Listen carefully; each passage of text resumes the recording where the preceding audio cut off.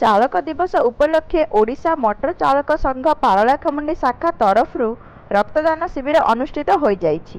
ଗଜପତି ଜିଲ୍ଲାର ସଦର ମହକୁମା ସ୍ଥିତ ରୋଟାରୀ କ୍ଲବ ପରିସରରେ ହୋଇଥିବା ରକ୍ତଦାନ ଶିବିରକୁ ପାରଳାଖେମୁଣ୍ଡି ପୌରପାଳିକାର ପୌରାଧ୍ୟକ୍ଷା ନିର୍ମଳା ସେଠୀ ଓ କାର୍ଯ୍ୟନିର୍ବାହୀ ଅଧିକାରୀ ଜୁବୁଲି ଚରଣ ବେହେରା ଉଦ୍ଘାଟନ କରିଥିଲେ।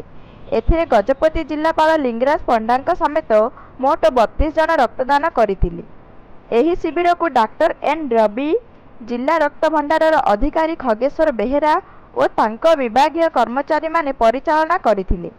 ସଂଘର ସଭାପତି ଏନ୍ ଶ୍ରୀନିବାସ ରାଓ, ଉପସଭାପତି ପି ନାଗେଶ୍ୱର ରାଓ, ସମ୍ପାଦକ ଜେ ଭାସ୍କର ରାଓ, ଯୁଗ୍ମ ସମ୍ପାଦକ ଜଗଦୀଶ ପାଣିଗ୍ରାହୀଙ୍କ ସମେତ ଅନ୍ୟ ସଦସ୍ୟମାନେ ପରିଚାଳନା କରିବାରେ ସହଯୋଗ କରିଥିଲେ।